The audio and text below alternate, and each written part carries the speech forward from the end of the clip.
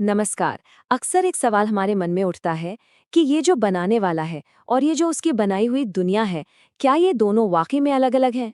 आज हम विज्ञान भैरव तंत्र के एक बहुत ही गहरे रहस्य को जानेंगे, जो हमें बताता है कि वो परम सत्य असल में है क्या।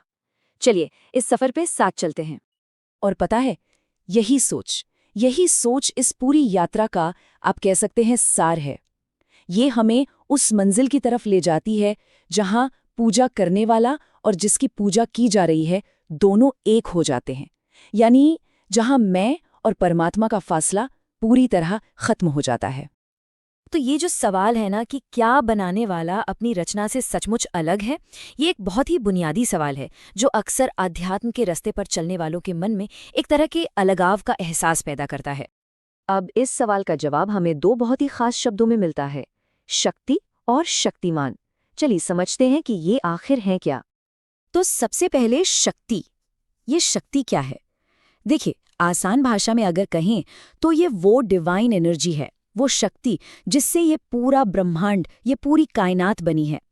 हर एक चीज जो हम देखते हैं, महसूस करते हैं, वो इसी से अस्तित्व में आती है। ये परम सत्य की रचनात्मक शक्ति है। अच्छा, तो अगर शक्ति वो ऊर्जा है, तो फिर शक्तिमान कौन है? बहुत सीधा है। शक्तिमान वो है जो इस शक्ति का मालिक है, इसका सोर्स, इसका स्रोत। और यही परम सत्य है जिसे ग्रंथ में भैरव कहा गया है। तो एक हो गई ऊर्जा यानी शक्ति, और दूसरा हो गया उस ऊर्जा का स्रोत यानी शक्तिमान। लेकिन यहाँ पर सबसे हैरान करने वाली बात सामने आती है। शास्त्र ये कहता है कि ये जो शक्ति है और ये जो शक्तिमान है, ये दो अलग-अलग चीजें हैं ही नहीं। इनमें असल में कोई फर्क ही नहीं है। वो एक हैं। और जरा सोचिए, अगर वो एक ही हैं, तो इसका मतलब क्या हुआ? इसका मतलब ये हुआ कि जो गुण शक्तिमान के हैं, वही गुण शक्ति के भी हैं। सर्वज्ञ होना, सर्वशक्तिमान होना, मतलब जो कुछ भी भैरव का है, वही भैरवी का भी है। ये बस एक ही सच के दो पहलू हैं, जैसे एक ही सिक्के के दो पहलू होते हैं।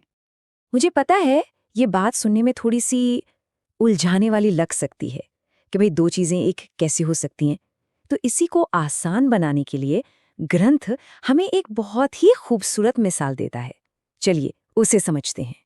सवाल तो मन में आता ही है ना, कि कोई शक्ति अपने स्रोत से अलग क्यों नहीं हो सकती?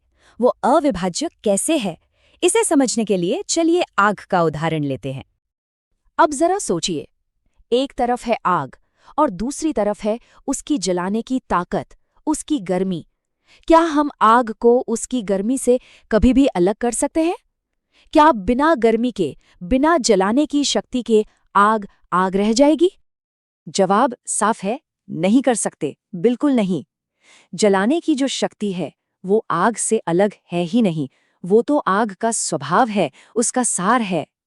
हम उन्हें अलग अलग नाम सिर्फ इसलिए देते हैं ताकि हम समझना शुरू कर सकें। ये बस ज्ञान की पहली सीढ़ी है।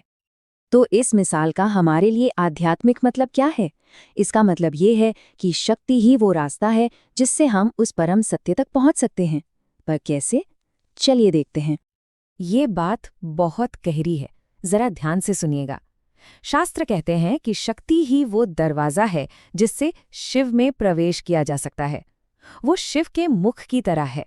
मतलब जैसे किसी इंसान की पहचान उसका चेहरा होता है, ठीक वैसे ही शिव की पहचान उनकी शक्ति है। तो इस रास्ते पर चलने के लिए करना क्या है? पहला कदम, अपने चारों ओर इस पूरे ब्रह्मांड की ऊर्जा को, इस शक्ति को महसूस करना। दूसरा कदम, ये समझना कि ये शक्ति परमात्मा से अलग नहीं, बल्कि उसी का चेहरा है, उसी की अभिव्यक्ति है। और फिर तीसरा कदम, जब हम शक्ति को इस नज़र से देखने लगते हैं, तो उसी के जरिए शिव यानी वो एक परम सत्य खुद ब खुद उजागर हो जाता है। इसे समझने के लिए एक और छोटी सी मिसाल दी गई है। जैसे दिए की रोशनी या सूरज की किरणें हमें दुनिया दिखाती हैं, ठीक उसी तरह शक्ति हमें हमारे अपने असली स्वरूप को दिखाती है, जो शिव से अलग है ही नहीं। तो ये सब बातें, ये सारी समझ हमें आखिर ले कहाँ जाती है?